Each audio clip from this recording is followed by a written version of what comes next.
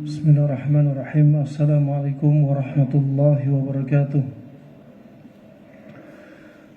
Alhamdulillah wassalatu wassalamu ala nabiyyina Muhammadin sallallahu alaihi wa ala alihi wa ashabihi ajma'in. Amma ba'du. Alhamdulillah, Bapak, Ibu-ibu rahimankumullah jami'an, jemaah Masjid Al-Mahkamah, Mahkamah Agung yang saya cintai karena Allah Subhanahu wa taala, dari jemaah salat zuhur. Dengan izin Allah Subhanahu wa taala, Allah permudahkan kita untuk bisa duduk bersama mengkaji qala Allah wa qala Rasulullah sallallahu alaihi wasallam di bulan Ramadan, ke-13 Ramadan. Pada kesempatan kali ini kita akan mengkaji satu materi, satu topik dengan judul merasakan indahnya Ramadan. Perlu diketahui bahwasanya semua syariat Islam itu adalah indah. Bahkan Nabi SAW bersabda, Innallaha jamil yuhibbul jamal. Sesungguhnya Allah itu maha indah, menyukai yang indah-indah. Dan syariat Islam semuanya adalah indah, termasuk puasa adalah indah. Dan juga dikatakan Syekhul Islam Ibnu Taimiyah rahimahullah ta'ala bahwasanya semua syariat Islam adalah nutrisi bagi hati kita dan badan kita. Badan kita menjadi indah, hati kita menjadi indah melalui nutrisi yang ada dalam syariat Islam. Seandainya hati ini dipenuhi dengan penyakit, maka tubuh kita bakal rusak. Seandainya hati ini dipenuhi penyakit, hati kita pun rusak, tubuh pun bahkan rusak. Sebagaimana Nabi sudah bersabda, Ala inna fil jasadi mudghah, idza salahat hadhihi al-mudghah salaha jasadu kullu, wa idza fasadat hadhihi al-mudghah fasada jasadu kullu, ala wa hiya al-qalb. Katakanlah, di dalam tubuh ini ada gumpalan daging. Kalau gumpalan daging ini baik, semuanya baik. Kalau gumpalan daging ini rusak, semuanya rusak. Gumpalan daging itu adalah hati, yaitu jantung kita. Dan kita tidak akan bisa merasakan indahnya Ramadan, nikmatnya Ramadan, cintanya kita kepada Ramadan, lezatnya Ramadan, kecuali kalau kita sudah tahu siapa dan apa itu Ramadan. Sebagaimana dikatakan, la ya'rifu fadla ahlil fadl illa dhawuh, atau illa dhawul fadl.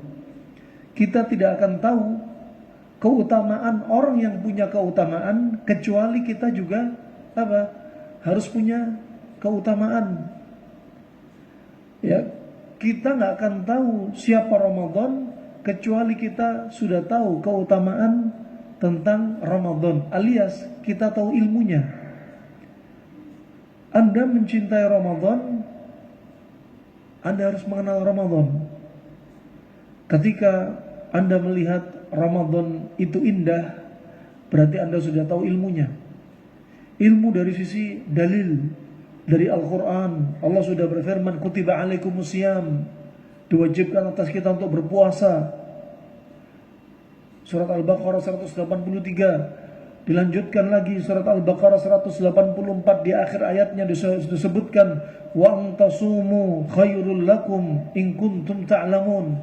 Dan sesungguhnya puasanya Anda adalah lebih baik bagi Anda jika Anda mengilmuinya. Kita bakal tahu tentang Ramadan lebih baik bagi kita jikalau kita mengilmui Ramadan. Kita bakal tahu Ramadan, kita bakal tahu puasa ketika kapan? Ketika kita merasakan puasa lebih baik bagi kita daripada kita banyak makan, daripada kita banyak minum, maka puasa lebih baik. Taunya puasa itu lebih baik ketika kapan? Ketika kita tahu ilmu tentang puasa, tentang Ramadan, tentang syariat puasa. Juga Anda perhatikan dalam surat Al-Baqarah ayat 185 juga.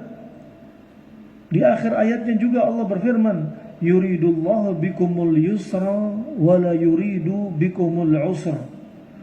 Allah menginginkan untuk Anda kemudahan. Allah tidak menginginkan untuk Anda kesusahan, kesulitan. Dengan puasa itu lebih baik bagi Anda daripada Anda nggak puasa. Jika Anda tahu ilmu tentang puasa, keutamaan puasa, tahu tentang syariat, dalil-dalilnya, juga tahu tentang hikmah puasa di balik ilmu kesehatan, sehingga Anda bakal tahu puasa itu ternyata lebih baik bagi kita, lebih indah bagi kita. Juga dalam surat Al-Baqarah 185 ini, yuridullahu bikumul yusr. Allah menginginkan kemudahan dan Allah tidak menginginkan kesusahan untuk Anda. Dengan puasa Allah yang mudahkan Anda dari apa? Biar Anda tidak kena penyakit hati. Coba kalau 1 tahun tidak ada puasa sama sekali, Senin Kemis tidak puasa, Ayam Melbit tidak puasa, Daud tidak puasa Nabi Daud, juga Ramadan tidak puasa. Apa yang terjadi? Penyakit hati kita bakal numpuk. Kita bakal menjadi orang yang sering lupa diri, lupa nikmat Allah, tidak pernah ngerasakan laparnya orang miskin lapar. Kita bakal jadi orang sombong. Dengan makanan kesehatan kita nggak pernah dikasih penyakit, ya nggak pernah dikasih kesusahan, akhirnya menjadi orang yang sombong. Dan puasa ini diantaranya untuk mengobati penyakit hati kita, biar hati kita nggak seperti hatinya Fir'aun, sombong. Diingetin oleh Allah Subhanahu Wa Taala. Allah menginginkan kemudahan agar hati kita dibersihkan dari racun. Di antaranya apa? Gara-gara dosa. Allah berfirman, kalla bal rana ala qulubihim ma kanu yaksibun. Sekali-kali tidak. Dosa yang kita lakukan akan jadi racun bagi hati kita. Makanya puasa untuk membersihkan racun juga, biar hati kita kembali sehat, biar kita nggak banyak dosa lagi. Dan dosa itu digugurkan antara puasa Ramadan kita ke Ramadan berikutnya. Ramadan ila Ramadan mukaffiratun lima bainahuma liman ijtunibatil kabair. Digugurkan dosa kita. Kalau kita tahu nikmatnya Ramadan, kita bakal tahu puasa lebih baik daripada kita nggak puasa. Nah, dan Allah menginginkan kemudahan, termasuk kemudahan apa? Biar diri kita dibersihkan racun tubuhnya. Yang tadinya kita banyak makan, nggak pernah puasa. Yang tadinya banyak minum, banyak tidur, banyak ngemil. Ternyata orang kalau kebanyakan makan berdampak kepada iman. Kalau kita banyak makan, gak pernah puasa, banyak makan, gak pernah olahraga, banyak makan, tapi banyak tidur, apa yang terjadi? Hati ini, kata Imam Al-Ghazali, bakal keras. Hati ini bakal sakit. Kenapa? Kata Syekhul Islam dalam kitabnya Al-Fa'idah fil Mahabbah, kalau kita kebanyakan makan, darah kita bakal kotor. Kalau darah kita kotor, hati ikut kotor. Ketika hati kotor, gampang terjatuh dalam maksiat, kata Ibnu Qayyim. Organ tubuh ini didorong untuk berbuat maksiat dan berat untuk mendatangi ketaatan Allah. Gara-gara banyak makan, baca Al-Quran rasanya berat. Kenapa Anda di bulan Ramadan enteng baca Al-Quran, kuat duduk lama? Karena Anda gak banyak makan. Karena Anda tahu keutamaan baca Al-Quran bulan Ramadan. Kenapa di bulan Ramadan Anda kuat tegak lama salat tarawih sampai selesai 1 jam salat tarawih minimalnya? Kenapa Anda kuat? Karena Anda gak banyak makan, tubuh enteng. Kenapa di bulan Ramadan banyak orang melangkahkan kaki ke masjid dibanding salat 5 waktu di luar Ramadan? Karena badan Anda enteng, hati Anda juga enteng. Selain Anda tahu keutamaan Ramadan, Anda juga gak banyak makan, gak banyak minum. Kenapa Anda ringan infak sedekah di bulan Ramadan? Karena hati Anda sedang tidak banyak makan, tidak kotor, tidak banyak dosa. Saat itu tangan Anda ringan untuk ngeluarin harta, infak sedekah. Dan Anda meyakini sebagaimana hadis Nabi, afdhalus sadaqah sadaqatun fi Ramadan. Sebaik-baik sedekah adalah sedekah di bulan Ramadan. Jadi Anda merasakan indah. Nabi juga bersabda, dawaw mardakum bis sadaqah. Obatilah penyakit Anda dengan sedekah. Anda merasa enteng, nyaman. Ya Allah, indahnya sedekah di bulan Ramadan. Ingat hadis tadi. Ya Allah, hati ini terasa enteng kalau kita gak banyak makan, gak banyak minum. ketika di bulan Ramadan. Maka Anda merasakan apa? Indahnya Ramadan. Fa'inu rahmanakumullah jami'an barakallahu fikum. Anda merasakan indahnya Ramadan ketika Anda tahu ilmunya. Dibersihkan semuanya apa? Dengan kemudahan dari Allah melalui puasa, dibersihkan racun tubuh Anda. Yang tadinya banyak makan, gara-gara banyak gorengan, triglyceridnya jadi tinggi, akhirnya pembuluh darahnya jadi kaku. Gara-gara banyak santan, gara-gara banyak daging, gara-gara banyak lemak, tapi gak diimbangi makanan sayurnya lawannya, kemudian LDL-nya tinggi, kemudian timbullah plak di pembuluh darah.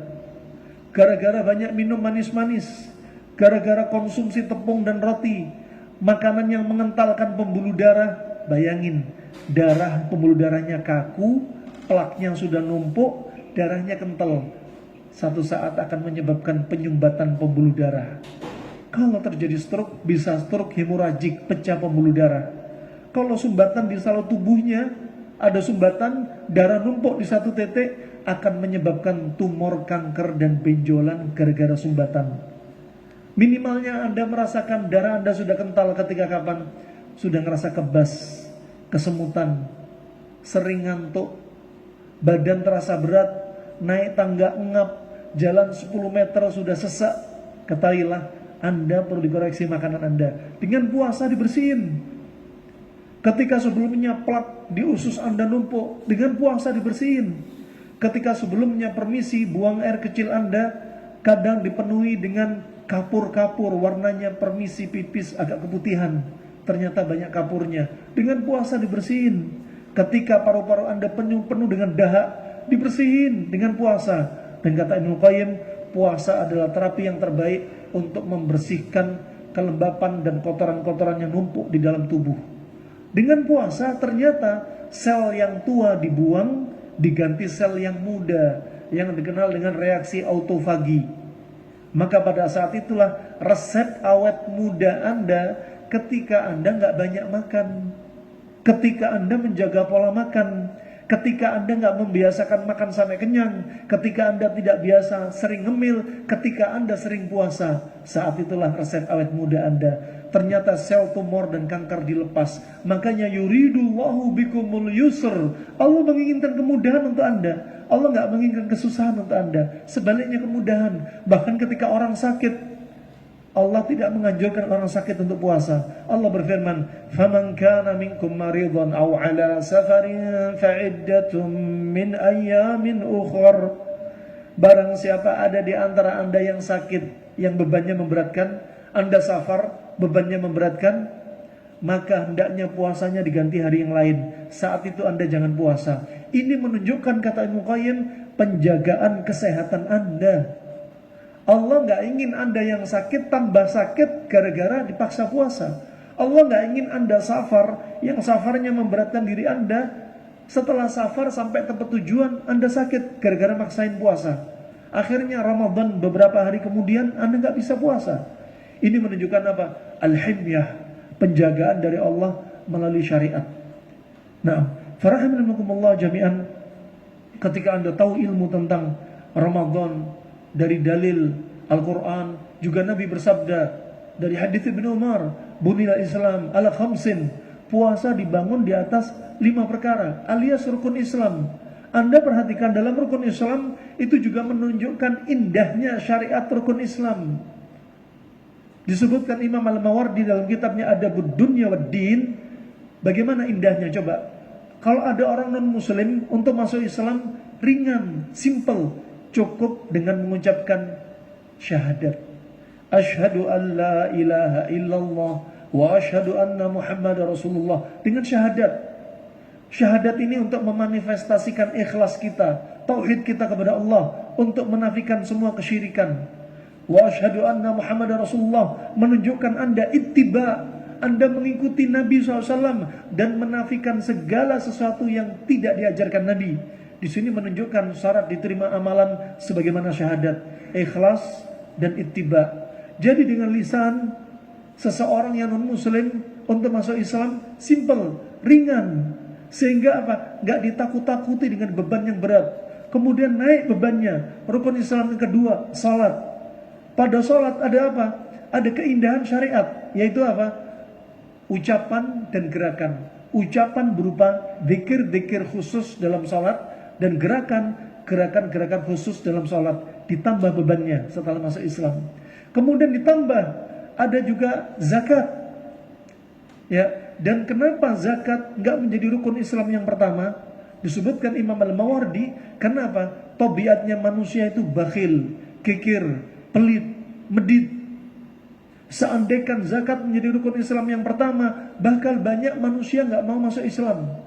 Makanya diakhirkan setelah apa? Syahadat, kemudian salat. Dalam riwayat puasa terlebih dahulu. Kemudian terkait puasa, ternyata di dalam puasa yang semuanya rukun Islam ini terkandung padanya. Dari lisan di bulan puasa, lisan juga ditambah dengan apa? Selain ada sholat juga, banyak zikir juga banyak baca Al-Quran. Makanya bulan Ramadan dijuluki Syahrul Quran. Nabi SAW bersabda, Al-Quran siyam wal Quran yasfa'ani lahu yaumal qiyamah. Puasa dan Al-Quran itu sebagai syafaat di hari kiamat. Di dalam bulan Ramadan, di dalam puasa juga demikian. Ada syariat tadi seperti rukun Islam yang kedua, salat. Ditambah salatnya, bukan fardu rawatib saja, tapi ada salat tarawih. Ditambah.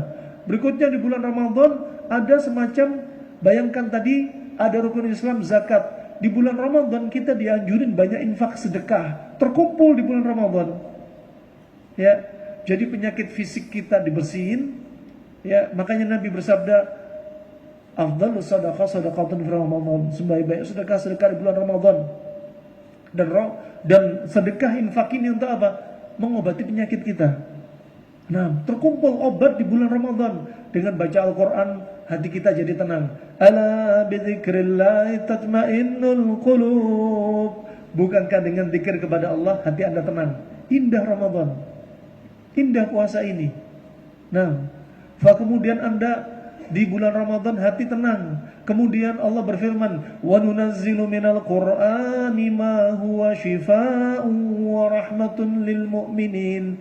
Al-Quran diturunkan Allah sebagai obat. Anda sedang membaca Al-Quran sebagai obat bagi Anda. Gugurin dosa, obat hati, obat roh, obat jiwa. Nah, juga termasuk obat penyakit fisik. Orang kanker aja dibacakan Al-Quran bisa sembuh. Orang gila dibacakan Al-Quran bisa sembuh. Anak autis hiperaktif bisa sembuh. Orang kena autoimun dibacakan Al-Quran bisa sembuh. Bukan hanya penyakit sihir saja, tapi Al-Quran juga penyakit psikis dan fisik. Kemudian di bulan Ramadan Anda banyak sholat. Allah berfirman, wasta'inu bis sabri was salah. Jadilah Al-Quran, jadikan sholat dan sabar penolong bagi Anda. Nah, juga Allah berfirman, inna salata tanha 'anil fahsya'i wal munkar. Di bulan Ramadan ada salat tarawih. Ketika Anda banyak salat tarawih, berarti Anda semakin dicegah dari perbuatan keji dan mungkar. Nah, di bulan Ramadan zikir pagi petang Anda juga semakin rajin. Ini semakin lezat, semakin nikmat. Jadi, bagaimana merasakan indahnya Ramadan? Pertama, belajar qala Allah wa qala Rasulullah. Ya, bahkan disiapkan siksaan sebagaimana disebutkan Nabi SAW ketika Nabi SAW sedang tertidur, diajak oleh dua orang laki-laki yaitu malaikat. Yang malaikat ini bertanya, is'ad hadzal jabal, naiklah kamu ke gunung ini. Kemudian Nabi SAW berkata, hadzal jabal wa'aram, ini gunung terjal banget, aku gak mampu naik. Inna sanusahilulak, kami akan membantu kamu naik gunung. Naiklah Nabi ke gunung yang terjal tadi. Di puncak gunung Nabi melihat ada manusia yang kakinya di atas digantung, kepalanya di bawah, mulutnya dirobek. Kemudian Nabi bertanya, bercucuran darah di mulutnya.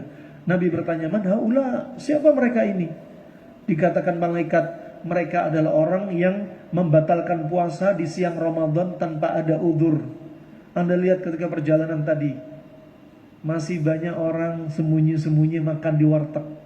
Kita nggak tahu muslim atau non muslim. Kalaupun muslim, seandainya muslim, apa udzur mereka? Nah, mereka makan di pinggir, ada yang ngerokok dan lain sebagainya. Siang Ramadan, nggak tahu ancaman dari Nabi SAW. Kemudian bayangkan, Anda tahu keutamaan Ramadan ini. Ketika Anda tahu keutamaannya, dengan melihat dalilnya, Anda akan meyakini puasa Anda lebih baik bagi Anda daripada nggak puasa. Jika Anda mengilmuinya, wa antasumu khairul lakum in kuntum ta'lamun. Ilmui, kemudian ilmui bagaimana puasa ala Nabi. Bukan hanya membahas ilmu fikihnya, ahkamnya, masailnya, perkaranya. Ilmui juga bagaimana sahurnya Nabi. Ternyata seringnya Nabi hanya mencukupkan diri sahur dengan kurma. Itu yang bikin Nabi sehat. Bahkan pernah 2 kali di medan jihad, di siang Ramadan Nabi tetap puasa dan seringnya sahur kurma. Buka puasanya Nabi seperti apa sehingga Nabi kuat menghidupkan malam-malam Ramadan? Buka puasanya diawali dengan kurma. Nah, bukan dengan air, bukan dengan roti, bukan dengan gorengan atau es.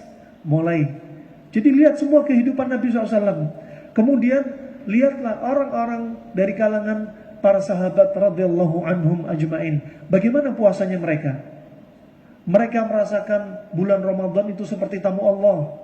Bahkan mereka 6 bulan sebelum Ramadan sudah berdoa, Allahumma balighna ila Ramadan. Ya Allah, sampaikan aku kepada Ramadan. Kenapa? Karena orang yang meninggal sebelum Ramadan sama orang yang meninggal setelah melewati Ramadan, bedanya jauh banget fadilahnya. Bainas sama wal ard, antara langit dan bumi. Mungkin lebih dari itu. Dan kebiasaan mereka setelah Ramadan berlalu, 6 bulan setelah Ramadan, mereka berdoa agar Ramadannya diterima di sisi Allah Subhanahu wa taala. Ini merasakan indahnya Ramadan. Anda bakal merasakan indah kalau Anda mengetahui bagaimana Nabi menyampaikan dalilnya, bagaimana puasanya Nabi, bagaimana orang yang terbaik di masanya Nabi puasa. Makanya Allah bersumpah, wal asr, demi masa. Mereka mentafsirkan 6 tafsir demi masa. Masa yang mana? Di antaranya ada mentafsirkan masa sebaik-baik masa. Sepanjang masa, sebaik-baik masa adalah masa di zaman Nabi dan para sahabatnya hidup. Itu sebaik-baik masa. Allah bersumpah dengan masa ini. Nah, Anda perhatikan, mereka merasakan Ramadan nikmat. Kalau Anda tahu keutamaan Ramadan dari sisi dalil, dari sisi keutamaan untuk fisik dan psikis kita, gugurin dosa kita, efek dari dampak kesehatannya untuk kita, maka saat itu Anda bakal menyenangi, mencintai puasa. Karena Anda kenal, tak kenal maka tak sayang. Kalau Anda sudah kenal, Anda bakal sayang dan cinta. Sebagaimana Anda hendak melamar seorang wanita, Anda harus kenal dia dulu. Harus tahu siapa dia, apa yang membuat Anda cinta kepada dia, akhlaknya, fisiknya, hartanya, ya, atau ibadahnya, agamanya. Ketika Anda tahu keutamaan dia, Anda bakal cinta. Demikian kalau kita tahu Ramadan, kita bakal cinta. Kalau sudah cinta, semakin tinggi ilmu Anda, cinta akan semakin tinggi. Ketika cinta semakin tinggi, sayang kepada bulan Ramadan semakin tinggi, maka rasa lezat akan semakin tinggi. Ketika rasa lezat semakin tinggi, Anda akan merasakan indahnya Ramadan. Di puncak keindahan yang Anda rasakan, dan Anda bakal merasakan Ramadan seperti habitat bagi Anda. Sebagaimana Anda sholat, kalau Anda merasakan lezatnya sholat sebagai habitat Anda nggak pengen imam taraweh pengen cepat selesai, pengennya dibaca surat panjang-panjang, nikmat, dengernya enak, artinya menyentuh hati, buat hati takut, ya, buat kulit merinding. Anda nggak pengen si imam cepat salam, nggak ingin.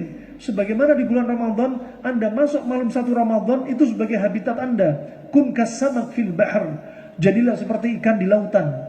Ikan, katakan Anda sebelum masuk Ramadan seperti ikan. Ketika malam 1 Ramadan, Anda dilepas di lautan, di sungai, di akuarium. Saat itu Anda mengarungi lautan, sungai atau akuarium dengan nyaman. Karena apa? Merasa itu habitat Anda. Ketika dekat 1 Syawal, Anda merasa sedih karena bakal berpisah dengan habitat Anda. Seolah-olah Anda bakal diambil dari habitat Anda, dari air, laut, kolam, atau sungai. Anda nyaman ketika di bulan Ramadan. Ketika nyaman, kemaksiatan banyak berkurang, diri kita atau lingkungan kita. Ketika Ramadan Anda merasa nyaman ketika apa? Melihat orang ramai di masjid. Orang ramai lomba-lomba infak sedekah. Orang ramai melihat ada orang baca Al-Quran, Anda merasa iri. Tapi iri ghibtah, iri yang menunjukkan kebaikan. Gara-gara dia baca Al-Quran, Anda ikutan. Gara-gara dia rajin sholat, Anda ikutan. Jadi apa? Habitat bagi Anda. Ini rahmanakumullah yang bisa saya sampaikan. Semoga Allah jadikan kita ahli siyam, ahli Quran. Juga semoga Allah ampuni semua dosa kita. Semoga Allah istiqomahkan kita. Allah mudahkan kita untuk mendatangi semua ketaatannya.